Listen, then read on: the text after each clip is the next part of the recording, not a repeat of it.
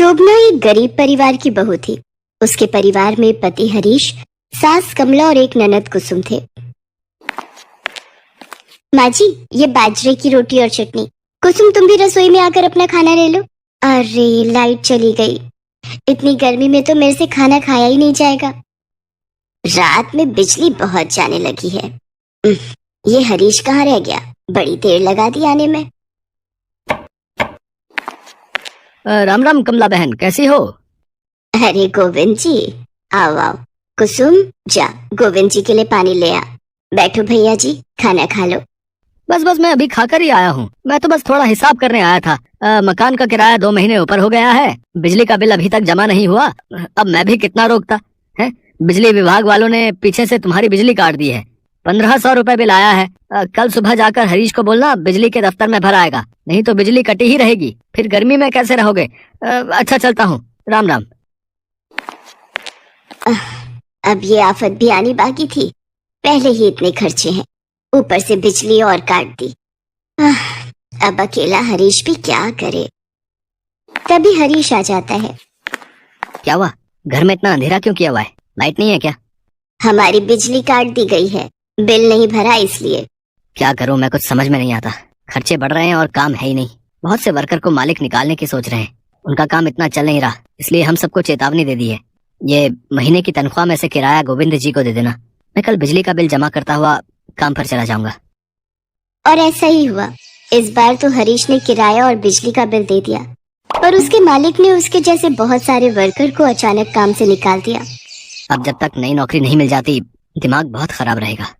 माँ जी, मैं जरा बाजार होकर आती हूँ। घर में सब्जी खत्म हो रही है। सुनो, कुछ पैसे दे देते, आलू प्याज भी खत्म हो रहे हैं। ये 100 रुपए पड़े, एक हफ्ता इसी से गुजारा करना। थोड़ा बचत करके चलो तुम सब। शोभना बाजार के लिए निकल गई।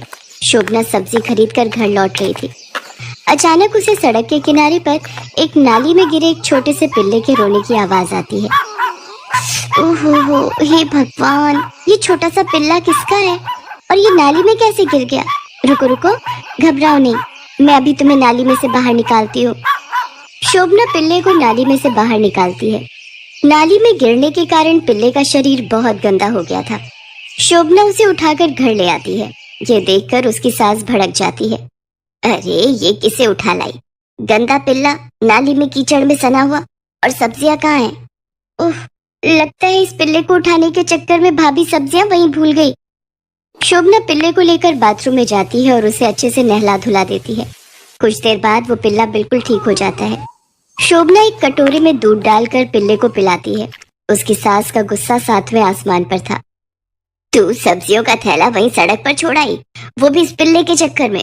देख रहा है हरीश, ये बहू को सड़क का कुत्ता इतना प्यारा हो गया कि इसके चक्कर में ये सब्जियां तक सड़क पर भूल आई है। शोभना, ये कैसी हरकत है? तुम्हें मैंने 100 रुपए देते हुए बोला था ना कि मेरे पास इतने पैसे नहीं हैं, फिर भी तुम नुकसान करके आई हो। कुछ तो सोचा करो। ये नाली में गिरा पड़ा था और इसकी हालत बहुत खराब थी, इसलिए मैं इसे जल्दी से घर ले आई। गलती हो गई, मैंने ध्यान नहीं दिया, मैं थैला वहीं भूल आई। शोभना से घर में सभी गुस्सा थे। अब छोटे से प्यारे कुत्ते के आ जाने के बाद शोभना उसे बहुत प्यार करती थी। वो उसे अपने हिस्से का खाना भी दे देती थी।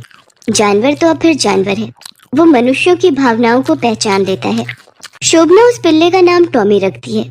टॉमी भी शोभना को बहुत प्यार करता था, पर शोभना की सास और ननद को टॉमी बिल्कुल भी पसंद नहीं था। हरीश को एक फैक्ट्री में काम मिल जाता है, पर उसकी तनख्वाह बहुत कम थी। क्या करूं माँ, काम कहीं भी नहीं मिल रहा था। बड़ी मुश्किल से 7000 रुपए महीने पर इस फैक्ट्री में काम मिला है। अब खर्चा निकालने के लिए कुछ ना कुछ तो करना ही पड़ेगा। अरे, खर्च पर कंट्रोल भी तो हो। पहले ही घर का खर्च निकालना बड़ा मुश्किल था, ऊपर से ये इस कुत्ते को पाल रही है।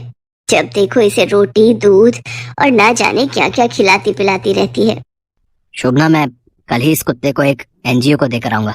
हम नहीं पाल सकते, हमारे बस का नहीं है। हम वैसे ही बहुत परेशान हैं। ऐसे मत कहो, मेरा टॉमी से बहुत लगाव हो गया है। ये भी हमारे घर का सदस्य है। देखो, ये आप सबको भी कितना प्यार करता है। शोभना, पागल मत बनो। जानवरों से इतना लगाव रखना अच्छी बात नहीं है। मैंने कह दिया सो कह दिया। मैं कल ही से NGO में छोड़ आऊंगा। हरीश टॉमी को जानवरों की एक संस्था में छोड़ने की बात कह देता है, जिससे शोभना टॉमी के गले लगकर बहुत रोती है। मुझे माफ कर दो टॉमी, मैं तुम्हारा ख्याल नहीं रख पा रही। आज हमारे पास पैसे होते तो मैं तुम्हें हक से अपने पास रख लेती, फिर मैं तुम्हें कभी कहीं नहीं जाने देती। घर में परेशानी के कारण ये तुम्हें छोड़ने जा रहे हैं, पर मैं तुम्हारे बिना कैसे रहूंगी। टॉमी, तुम मुझे बहुत प्यारे हो, पर मुझ गरीब के घर तुम कितने दिन रह लोगे। अच्छा है, संस्था में तुम्हारी खूब सेवा होगी, अच्छे से खाने पीने को मिलेगा। यहाँ तो तुम्हें भरपेट खाने पीने को भी नहीं मिलता है। टॉमी को प्यार करते हुए शोभना रोने लगती है। अचानक टॉमी शोभना की गोदी से उछलकर सड़क की ओर भाग जाता है। शोभना उसे पकड़ने जाती है। रात का समय था। अंधेरी सड़क पर शोभना को टॉमी कहीं दिखाई नहीं दे रहा था। शोभना की आवाज सुनकर हरीश भी उसके पीछे जाता है। टॉमी, कहाँ हो टॉमी? ये कहाँ चला गया? कहीं भी दिखाई नहीं दे रहा है। शोभना, घर चलो। आधी रात के समय तुम अकेली सड़क पर एक कुत्ते के लिए पागल हो रही हो। अरे चला गया होगा, सड़क का कुत्ता ये ऐसे ही होते हैं। ऐसे मत कहो, जरूर टॉमी को हमारी कोई बात बुरी लगी है। चलो थोड़ा आगे चलकर देखते हैं ना। शोभना, आगे हाईवे है और उसके आगे जंगल है। मुझे लगता है टॉमी जरूर जंगल की तरफ भाग गया है। बस एक बार चलो, अगर नहीं मिला तो मैं वापस आ जाऊंगी, पर कम से कम मुझे तसल्ली हो जाएगी, उस बेचारे के साथ कुछ गलत ना हो जाए। शोभना हरीश को लेकर हाईवे के आगे बने जंगल की तरफ जाती है। वो टॉमी को आवाज लगा रही थी। तभी वो देखती है टॉमी एक पेड़ के नीचे मिट्टी को कुरेद रहा है। हरीश, वो रहा टॉमी, पर ये पेड़ के नीचे अपने नाखूनों से मिट्टी क्यों खोद रहा है? जरा पास चलकर देखते हैं। मुझे भी कुछ समझ नहीं आ रहा, इतनी रात में ये पेड़ के नीचे क्या कर रहा है। शोभना और हरीश देखते हैं टॉमी जिस पेड़ के नीचे मिट्टी खोद रहा था, उस पेड़ के नीचे बहुत पुराना एक संदूक था। टॉमी शोभना को पकड़ने लगता है, मानो वो उससे कह रहा हो कि इस संदूक को उठा लो। शोभना टॉमी की बात समझ जाती है और संदूक को उठा लेती है। हरीश और शोभना संदूक को लेकर टॉमी के साथ घर आ जाते हैं। घर आकर हरीश जब संदूक को खोलकर देखता है तो वो हैरान रह जाता है। संदूक बहुत ही पुराने हीरे जवाहरात और गहनों से भरा हुआ था। इतने हीरे जवाहरात और गहने, ये तो कोई राजा महाराजा के जमाने का संदूक लगता है। इसका मतलब टॉमी हमें यही दिखाने के लिए ले गया था।